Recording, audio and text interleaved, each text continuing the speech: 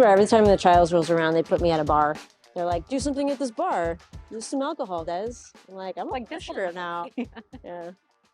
We're in Seattle for the first time, I think, as Brooke's teammates. Mm-hmm. And we're at a place called Rough and Tumble that shows women's sports in general. And just shoot a question out there. Being in this place with all the TVs, sports bars, love it. If you could go to any sporting event in the world, comped, you can fly first class if you like. Mm-hmm. So the flight's not a problem. What event would it be and why? If someone else is paying for flights? Yeah, 100%. All of it. The whole thing. Probably the Australian Open. Ooh. I've never been to a tennis match, and like those top tier like tennis matches seem to be like really epic. Like I'd love to go to a Grand Slam, and if someone else is paying for the flights. Are you a tennis fan, or are you just like Australia I just want seems to be sick? Yeah, you're a tennis fan though. Sort of. Okay. I think I would love it more if I saw it in person. Like I don't watch it a ton on TV, but everyone I know that's ever been to a tennis match said it's incredible. Okay. All right. And who would you want to see play? Anybody in particular? Any match is good. I think Coco Gauff. You have to. She's like, the young American star. Yeah. You got to see her in person. For sure. All right. I respect that. Susanna, you're up. I think UTMB, actually. Really? I'm just very curious about trail running. I'm not going to make that transition anytime soon. Just want to watch them suffer. But yeah, I feel like I would I think I would learn a lot. And it just seems like a beautiful place to be. Would you go out on the trails and watch and like scout different parts, or would you just stay at the village in the center and watch on the TV and be like, I'm going to hang out here? I think I would venture out. Yeah. Okay. Do you know much about the course? Is there anything that what spot would you go to can't miss, or are you just like, I would feel it out? I think I would feel it out. Okay. How are your ankles on the trails? I'm pretty good. I do a lot of ankle stability stuff. I struggled with that. Yeah. It was like, ooh, I need to work on this. Yeah. I love going on trails, but not super technical stuff. So I think I would. I don't know. So I would be walking when I was. Might you say gravel? Venturing. Yeah. Do you like some gravel? I do like some gravel. All right. I like some gravel too. But no gravel in sight for the near future. We have the trials coming up. You both are marathoners, and I like this because you're pretty. How many? Your experience? 3, 4 under your belt? 7 or 8. 7. So experienced pro, and then we have kind of a rookie. Yeah. One Boston. Just one. So you get to call yourself a marathoner, but we get to laugh at you and be like, well, not really. No, just kidding. I feel like that. I feel like a freshman. Yeah. In the sport of marathoning. So back to bottom of the totem pole experience wise. What was that first experience like? And honestly, why would you sign up for such a thing? Yeah. The why is tough because why would anyone do such a thing? Especially with I did find out recently, though, I don't actually know if this is true, so you can totally cut it out if it's not. But someone told me that the original guy that was doing the whole running back and forth for marathon thing was running back and forth. Oh. So he didn't drop dead after running 26 miles one time. Apparently he did it all day. And so he ran 100 something miles and then And then he died. Yeah. Because I was I don't get it. So ultras will kill you. There's a limit. What you're saying. Yeah. But no hate to the ultra community. Yeah, no. You just might die. No, I just had been around the marathon for a few years, and it is weird because you're here now, but when I was a 5th year in college, I had afternoon classes, I was injured, and so I was working in the morning at a coffee shop, and 2018, Boston Marathon Monday, I was opening up the shop, and my shift went until probably 2 p.m. because I was working a long shift that morning. And we had a TV that was never on, but it was Boston Marathon Monday. So I was like, can you guys put it on? And they were like, I mean, I guess no one else was watching it, but we put it on, we started watching it. And here comes Des, 2018. Did people start watching it or were they they did. Give me my coffee? Well, they did because I was the barista and I was not doing my job. Because I was watching the screen, getting chilled. I was like, you guys don't understand what's happening. They're like, what's happening? And I was explain it to me. An American woman is about to win the Boston Marathon. And they're like, oh, that's pretty cool. And I was like, are you kidding me? I feel like that's a tough day to be a barista because it was so cold. Yeah. I mean, I was in North Carolina, so. Oh, okay. Sorry. It's actually pretty nice. Put you in Boston immediately. But watching that was oh, that's I want to do that someday. And then when I graduated and moved up to Boston and just like spent a lot more time like around the event, it was like, I really should do this someday. Yeah. And that day came this past spring. That's awesome. And now you're a marathoner and you get to add that to the res. And now I get to put it on the res. More in your future, or like, what did you like the experience? A lot of like, what are your takeaways? And then I'm gonna have Susanna give you advice because that would be super helpful. Takeaways is there's a lot to learn. Yeah. Since it was the first one, I think we really just wanted to like get comfortable with like going that far. I mean, the farthest I had raced up to that point was 25K, which like 15 miles is like a regular long run for like a college athlete. Like it's really just not that far. So we like proved ourselves that we could definitely do a marathon, but there's like a million variables we can play with and just a lot more experience we can use to get better at it. So we know we can survive it. So now we're trying to thrive. Did not die. That's great. Step one. So where was your first marathon? And then how do you know, like typically pick them? Because you've kind of been all over. Like, what are you looking for? And then, you know, tell us about your most recent London, because I'm fascinated by that. My first marathon was at Grandma's in 2015. Okay. And I had qualified for the Olympic trials in the half. And so running Grandma's was, I think you had excellent perspective on it, like survived the first one. And that was the thought going into it was like, let's maybe not have your first marathon ever be the Olympic trials. And so Grandma's was great. Grandma's, I think I was 7th that year. And it was my first marathon. I ran 2:35, free super shoes, if that matters. But it does matter. I really loved it. I felt like I made a lot of mistakes, and so like, as soon as I finished, I was like, okay, there's so much time to be had here. And I think you'll likely experience that in your second one, that there will likely be a big jump because you just learn a ton in your first one. Yeah. I think that like Grandma's and Boston are races where it's not just 26.2, but you're also like dealing with a course that's very course specific. So Boston, there's so much to learn. Grandma's isn't flat and simple. When did you decide to go to flat courses and just see how fast you could go? And what was that first experience like? Was it like another like learning thing, or was it like, oh, this is so much easier?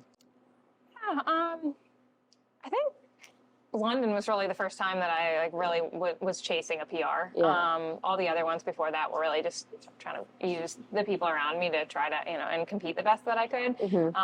London, I went in intending to go with a pacemaker, which was kind of an interesting experience. What happened to the pacemaker?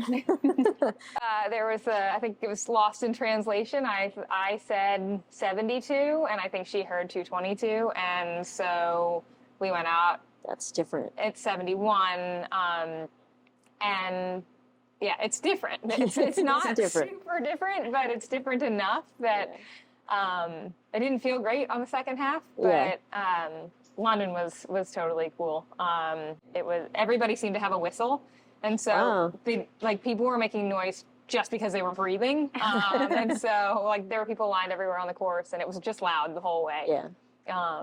And I did not really take in the sights. I remember running near Parliament and thinking, oh, this is pretty cool. And then the finish was there before I really knew what I was doing. So it was a cool experience. It was the first time I'd raced internationally. So I feel like I learned a lot about kind of just controlling the controllables. And then, at the end of the day, you're putting on your shoes and you're doing what you do every day. And it doesn't really matter. I mean, it sort of matters what you ate right before, but like, at the end of the day, it's carbs. Like that's what you need to be putting in. And so just kind of adjusting to slightly different variables. I felt like I learned a lot about kind of how to race internationally and kind of adjust to things not being exactly as they usually are for workouts. So. And on a flat course like that, did you have to change things in training? Because the Olympic trials in Orlando, they're coming up in February. We're all kind of getting ready for them. Like, if you were giving advice to Erika about a flat course versus a Boston, what do you think she would benefit from hearing about running on a flat course? I definitely paid a lot of attention to tangents in London, which I didn't expect to. The pacemaker that I was with was pretty decent at that. So I think that's worth just being aware of. And I think like taking advantage of the opportunity to,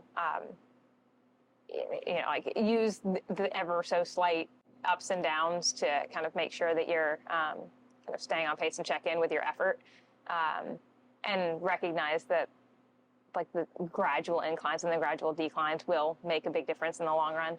And so kind of adjusting for that in training and practicing shifting gears, I think is important. Yeah. We did a lot of that in lead up to London. That's good advice for me. I was actually asking for myself. I just ran Chicago, and I haven't done a flat course in forever. And like just the last couple miles, that same muscle group just being used is like exhausted. And then I got on the one hill on the course, and I was like, oh, I feel so much better. Yeah. So that is something I would recommend too, is like just get used to using the same muscle group. There's probably a strength training component there that someone else can help you with, because I'm really bad at strength training, so we'll plug that in. Do you do lifting? I do. All right, so you have an advantage already. I think half of it is like for sure like injury prevention, but we were talking about it a little bit earlier today. I think part of like doing like Olympic lifting stuff for me is just like the mental boost. You just like feel cool and like feel athletic. So just like, keeping that. I'm gonna work on that. Feeling like an athlete. I'm gonna work on that. Yeah. Nice. I have a question for you. Yeah, fire away. I mean, you've made 2 Olympic teams. What's the secret? Yeah, I mean, I think it's preparation. First and foremost, do the work, and then it's self-belief on the day. I think this year's, or next year's rather, field is it's wide open, and I think people will look at the list of times of people going in, and you can find reasons to like count yourself out, like whether it's the list of people, whether it's the start time, it's the temperature, it's in Orlando and I prefer Chattanooga. There's all these reasons to like get in your own head, but like there's people who maybe you're not even thinking about, we're not even thinking about, that have this just crazy self-belief, and they know they're going to go in there and have the race of their life. And I feel like a person like that, they're going to get through those critical moments, those hard moments, with the self-belief, and every time it kind of goes their way in one of those moments, you build confidence. And I think there's just going to be surprises. And so I don't think that, anybody here can't be a person who takes a spot. And I think that I believed in myself the last 2 times out. Not as much in 2020. And then you go home and you kick yourself. You're like, what was I thinking? I totally had a shot. Yeah. And so lesson learned there. And I think this time it's like, yeah, I'm gonna believe that I can do it as well. So beyond the trials, what do you want to get out of running, not as a sport, but as an activity and something that feeds your life? Like, what are your running goals? Yeah, really broadly. Then like non-competition goals are just like to always love the sport. Like I have so much admiration for the people who like love it throughout their life and like incorporate it in like, just a part of their routine as like their preferred, activity of choice, just their movement, how they get outside, and just like building their community throughout their entire life. Because when I started running, I didn't love it. So like I was fighting that like love-hate for the sport. Like when we talk to people who don't really run and they're like, oh, like running so hard, running sucks. I'm like, I still feel that. I get that, yeah. Yeah, but like I want to go my life loving the sport. Yeah. So that's like my hope and like my goal in life is to like find that positive relationship with it without the competition. Because I love competing. Yeah. Like potentially too much. So we're trying to like build some substance besides that. Yeah. And Susanna, we are Brooks. This is the whole thing, and it's Run Happy is our motto. So what is Run Happy to you?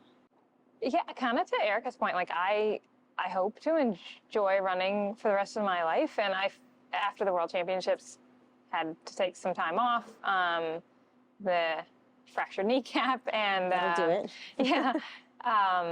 And every day that I can't run, I miss it so much. Yeah. And I do very much miss competing, but I just miss the getting out there every day. And the Run Happy component of it is I know that I'm a better person and a better teacher and a better anything on days that I've run. And I feel like I think my students know that too. I think that they can usually tell on the days that I haven't had, a good run before school. And so I also hope that I can just kind of help them see that it can be a great outlet and a good boost for mental health. And so I hope to kind of bring that notion of run happy to them as well. That's awesome. Well, I think we should do a little toast. May we go 1, 2, 3 at the trials. I don't care the order. We put them in a hat and I'll shake be it fine up. with whatever. We'll toast to that and to running happy. Cheers, guys. Good.